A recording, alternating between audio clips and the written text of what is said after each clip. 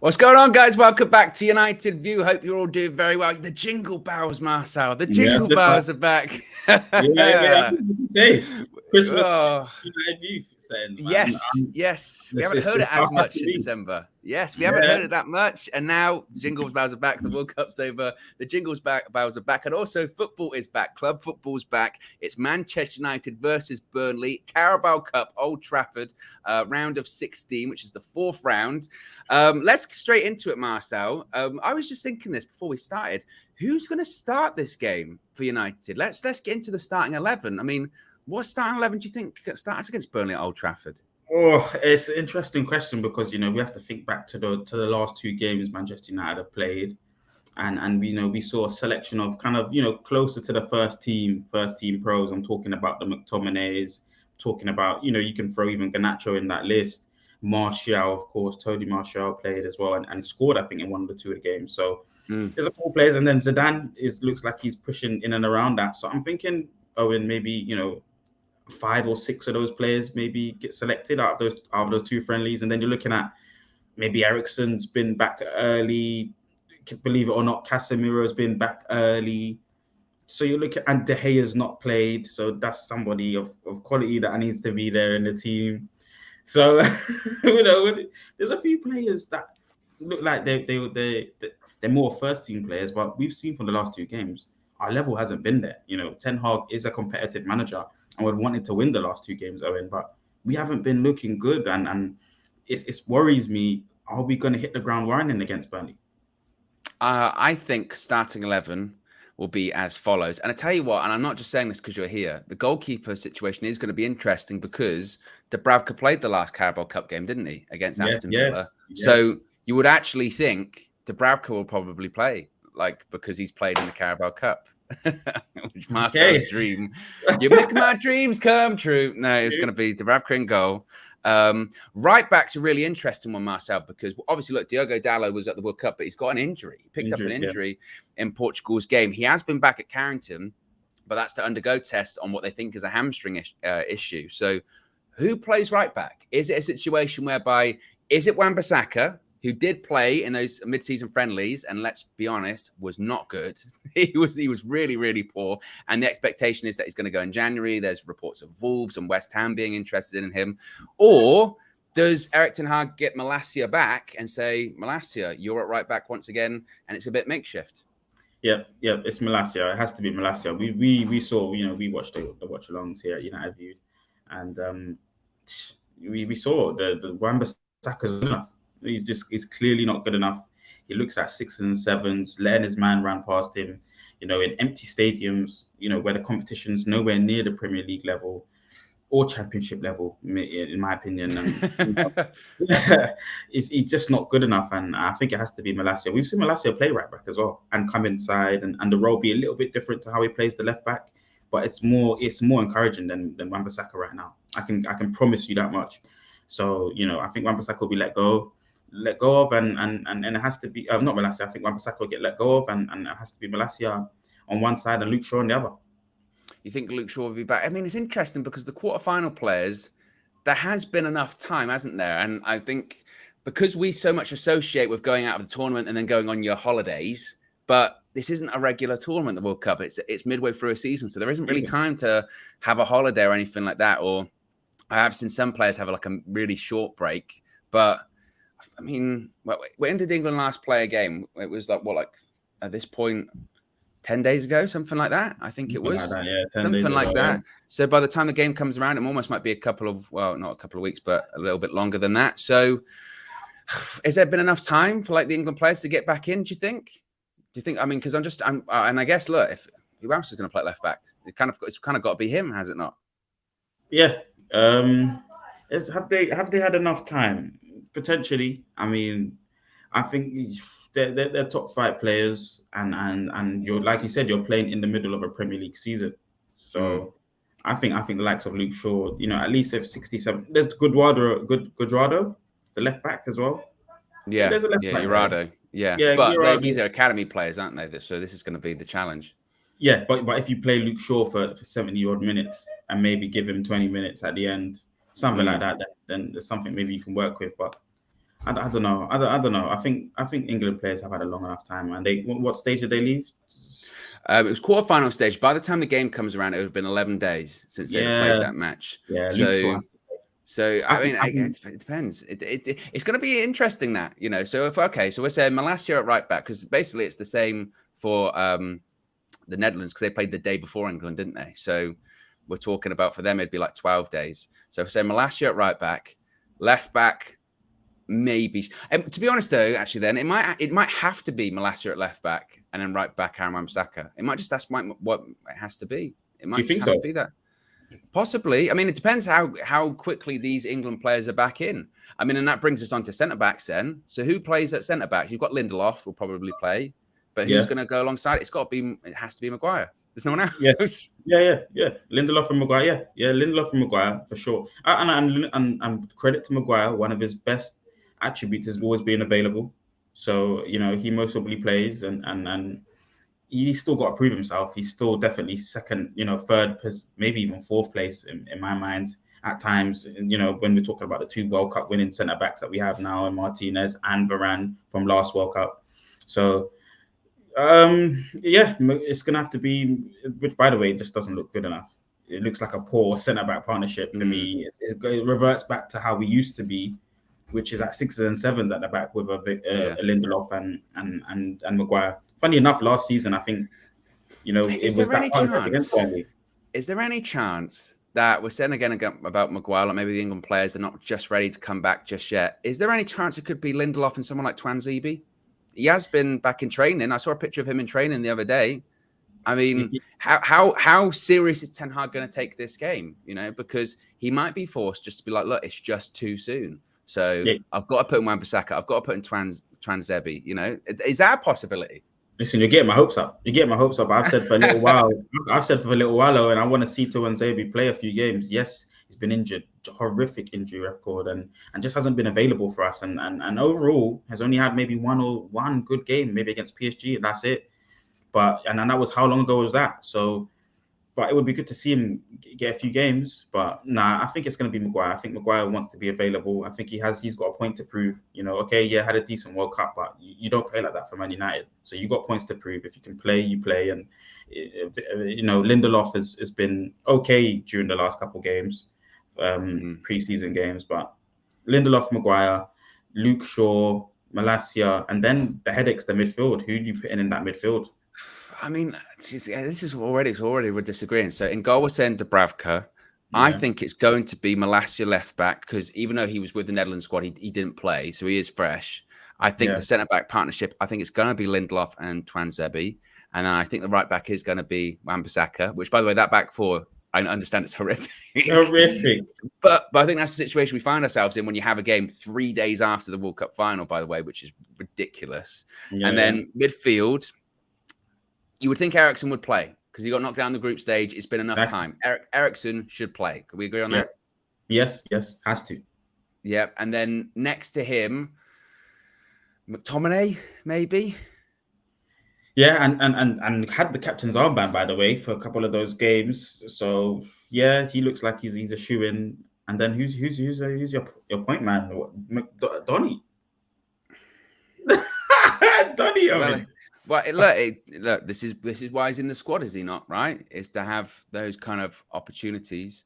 I would think he probably would play. Again, he played 45 minutes in the mid-season games because obviously Ten Hag rotated the entire side against Cadiz after 45 minutes. And then in the second game, he was meant to play and he didn't. He came out just before, didn't he? It was a last-minute change. So I don't actually know what his condition. I don't know if that was an injury or illness or whatever. But he's got to play. And if he does play, and you're not watching this, Donny, but if you are, in whatever reason, please do something. Please do something because he just don't do anything, Marcel. And I know it's Yeah. the Donny Band agenda. Here we go again. But like, people will say, oh, it's movement off the ball. It's moving off the ball, Owen. No, it's movement away from the ball. As far away from it as possible, it feels like at times. I saw in those friendly matches, I saw Zidane Iqbal do more in 45 minutes than I've seen Donny do all season. And people can say, but only hasn't had a run of games. Lie. He did have a run of games just before the break, and he didn't do anything. And I want to see him do more. And I so hope if he does play this game, I hope he does something in the number 10. But even I couldn't even tell you, Marcel, actually thinking about it, in this break that he wasn't with the Netherlands squad and he was with the United squad. I mean, in that 45 that he played against Cadiz, can't say, oh, you would go, oh, he looks really sharp from this break. What did he do? What did he do? We didn't. We barely even saw him. And we were looking at each other during these watch-alongs, thinking, "Well, where is he again? He's not contributing. He's running away from the ball again, and not adding to the team. It's peculiar right now, but Ten Hag's set the stance on this already. Listen, if he's not improving, he has to get moved on. I was talking about loans during the watch-alongs, and that don't make no sense for him. Ten Hag was like, if he's not good enough, I'll sell him. Sell him. So, and I 100% agree with you. My question would be to you though, given that we have seen good performances during the last two friendlies from another midfielder in Zidane Iqbal, my question to you would be, who do you pick now? Do you give Zidane an opportunity in that midfield with the Scott McTominay and Eriksen, or do you give Donny the games? It's an interesting one, isn't it? Because you could say, instead of it being a 4-2-3-1, it's more of a 4-3-3. And then in the middle, you've got McTominay, you've got Eriksen, and then you've got Zidane Iqbal, who's not even because he can't really play him as a 10, even though he did win a penalty by playing higher up the pitch. But you'd say he's probably not a 10, he's a bit deeper than that. And even though Eriksen can play as a 10, I like him playing a lot deeper. He's way more influential in those deeper roles. So maybe you have a 4-3-3, and you've got certainly two players there. We know McTominay's capabilities on the ball aren't all that, but his energy and his physicality is what really helps him stand out in there. So you could maybe say, why not? If the Zidane Iqbal's not going to play, in this game, he's probably not going to play at all this season. I can't see another game in which he'd play. So why not? I feel like if he was one of the names that you could actually, out of those mid-season friendlies, stood out a bit. Do I think he'll start? I hope so. I do hope so, but I would be somewhat shocked if he did, to be honest. But I really do hope so. Look, I mean, no disrespect to Burnley, because they're like top of the championship or right up there, and they're doing very well. And no disrespect to the competition, but at the same time, you don't want to lose any game. You don't want to go out of any competition. If we go out, well, first of all, it's embarrassing. This is the problem, because losing at home to Burnley is embarrassing anyway, but especially when they're championships, you don't want to lose. But there's already excuses built in, Marcel. We're not ready. But no, I can't lose. I want Zidane Iqbal to play. Will he? I don't know. I'd be somewhat surprised. No, I understand that as well. I was going to throw in Kobe Manu as well, who'd also scored, but maybe it's too early for him as well. To be fair. And Mengi obviously got injured. Talking about hamstring injury, he got injured, and he maybe would have been the partner to Lindelof, but that's maybe it, really. When you're looking at the rest of them, of course, when you're looking at that front line now, Tony Marshall has to be part of that, and I think Garnacho has to be part of that. Yeah, so you would say so if we're saying the midfield is going to be Eriksen, McTominay, the 10, it probably will be Donny, let's be honest. It probably will be Donny. Left-hand side, got to be Garnacho, you think? I mean, Sancho doesn't look like he's going to be involved, from what we've seen. We haven't seen him be back training with the squad yet, so logic would suggest that Sancho's not even going to be in the squad, so you can't even talk about Sancho. So Garnacho on the left, Donny in the 10. Right-hand side, who's that? Who do you think is gonna take that? I think it's Elanga is right now the main candidate for that, but I'm not sure if I'd really want to see him there, if I'm honest. I would rather, I'd rather if Anthony could make it to the game, and I'm pushing it because it's been a little bit less than the 11, 12 days, I'm sure. By the time it comes around, it will have been 12 days. They played on Friday. They played the day before England. They played on Friday, the 9th of December. So, and he didn't play a ton of games in the tournament. He came on against Croatia, and he actually played really, really well when he came on. He really stood out. He was better than Rafinha when he came on. But throughout the tournament also, he was struggling with a lot of illness out there in Qatar. Again, it's a question that we don't really have the answer to, because we don't know if they're back. If they're back at training, if they're back at Carrington, then you'd go, well, why not? Build up minutes. But at the same time, I just have a feeling that some of those players that were in the quarterfinal, I know they were sort of said they have to report back a week after, so they should sort of be back now. But even if they're back just now, I don't see Erik ten Hag just throwing them into a Carabao Cup fourth round against Burnley. That just seems not like something he'd do. He'd rather protect them and keep them for the 27th in the Premier League because that's the more important game. So I don't think it will be Anthony. I think you're right. I think it'll be Anthony Elanga. And look, he's got to do something because after an impressive sort of breakout season last season in a really underperforming side, scoring a goal in the Champions League and goals at Ellen Road in sort of big matches, this season, whenever he's played, he just ain't been it. He has not been it. And there's proper question marks to think about his future at United because I think there's a school of thought at this point that's a bit like, actually, you know what? Maybe he's just not good enough. Maybe he's one of those United Academy players that comes in, you have your look and you go, maybe a sort of a lower Premier League player. So it might actually be a massive game for him. Yeah, and it really is because, like to your point, he showed, he hit the ground running, or not hit the ground running, but he showed his opportunity, he took his opportunity. And, players like Rashford have come through that way. Garnacho's come through in that manner where you just take your opportunity when the minutes come and you play well, score important goals. But you need to be able to develop on from that now. You need to be able to take yourself to the next level. He hasn't been able to do that. He's a Neville player that just looks like he's been coasting, coming in and out of games. Hasn't been able to find himself within this team. And under Ralph's system, he was effective and useful. But now with Ten Hag's system, he's just not managing to find a place and be consistent. So he has to perform against Burnley because I'm pretty sure he won't be getting utilised in the important Premier League games. So, difficult time for him as a player, but yeah, it will be him on the right side, part of that front three. But that front three looks massively weak. Again, we were talking about the drop off in quality from the top first team players compared to the second string players, and he's one of those that we're talking about right now. When you're talking about Anthony, Martial, and Rashford, once you put Elanga into that list, it just drops off in quality so much. He's young. He is young. He's a young player. He's a youth player. So you got to expect inconsistency here and there. Give him time. We've seen the preseason training videos. We've seen quality from him at times as well in Champions Leagues last season. But I just think, he gets displaced. Once you get Gakpo's in, once you get Garnacho's in, and a world-class forward, he looks like one of the players that end up getting sold at the club, in the near future, unfortunately. And obviously Martial up front. The key thing for him in this game is just not to get hurt.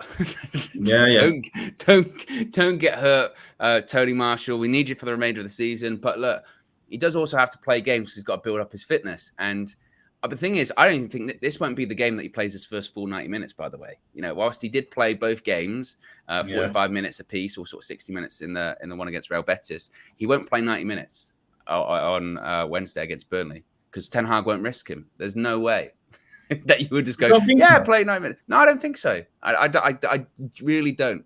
And if something happens to him, who do we even play up front? Who do we play? But then, the answer is nobody. The answer is nobody. But I think we need to be competitive in this game. I think Ten Hag wants to fight on all fronts for as long as possible. And if we can get a win, a lot of the next few games, Owen is at home. Out of the next 5 or 6 games, at least 3 or 4 for them are home games, and I think he's going to use that to his advantage. And I think Martial will be able to last maybe at least 2 or 3 of them at his freshest against the weaker sides. To your point though, we need him in the bigger games, and you don't want to risk him. And if you play him a full 90, he gets injured, you miss him for 3 or 4 weeks, and that's a lot of games. Now, considering how many games there are in the season right now, but I think you've got to use him. Who else are we going to play? Where's the goal creation going to come from? Our biggest problem right now on this side is goals. And right now, when we think about Martial, especially this season, it's goals. So I think it's difficult not to put him out. I think he'll definitely play, but I don't think he plays the full 90. I don't think he'll play that full 90 minutes. Prediction time then, Marcel. Are we going to be advancing to the next round of the Carabao Cup, do you think? Yes. I think Burnley have been consistent. They've played against Middlesbrough. They've played against QPR recently and been winning games. A different Burnley. Expansive, creative football, very definitive wingers. Top of the championship. Top of the championship. Different style of football that Burnley will be bringing. It's not the Burnley that we had of yesteryear and last season. But I think we win this game. I think, it's in front of the Old Trafford. We're in OT, and we've been really good this season in OT. And if we can have 1 or 2 standout performances from youth players, Garnacho being impactful, I think, and finally, seeing Eriksen, we need quality in that midfield, and that was a huge issue for us during the last couple of games. I think maybe, 2 or 3-1. I think we do win. I don't think it's going to be easy because I think there is going to be a drop-off in quality because people aren't available. Burnley Yeah, are a good side. yeah, They play good football. Vincent Kompany's going to be properly up for it, yeah. coming to Old Trafford, ex-City captain. And I think it's going to be closer than we maybe like to think. I think it might be a 2-1 or it might be a 1-0 or something like that. And I wouldn't even be shocked because it's two sides that play possession football, but I wouldn't be shocked if Burnley have the lion's share possession. I really wouldn't. I think it's going to be a really strange game. It's not going to be full capacity Old Trafford because they can't for health and safety regulations, so they can't get all of the appropriate staffing and policing. So it's going to be a bit of a strange one, but I'm with you, Marcel. I do think we'll go through, but I think it might be a... and remember as well, it's Carabao Cup. If it's a draw, it goes straight to penalties. So after this World Cup at penalties, I'm not sure I can be handling much more of it. So, but I wouldn't even be shocked. Wouldn't even be shocked if it went to penalties. Yeah, I no, I really agree. wouldn't. I mean, Burnley, they'll be licking their lips. It's the perfect time to play United. Not everyone available, just coming back from a World Cup. So, going to be an interesting one. But there you go, guys. Let us know your thoughts. Let us know your predictions, your predicted scorelines, your predicted starting 11s, all in the comments below. Be sure to smash a like on the like button. Be sure to subscribe, bottom right-hand corner. And remember, tomorrow we'll be back for the live match view. Yes, match day football is back. Club football is back. Come on, Manchester United. It's back. We'll speak to you again very soon. Peace.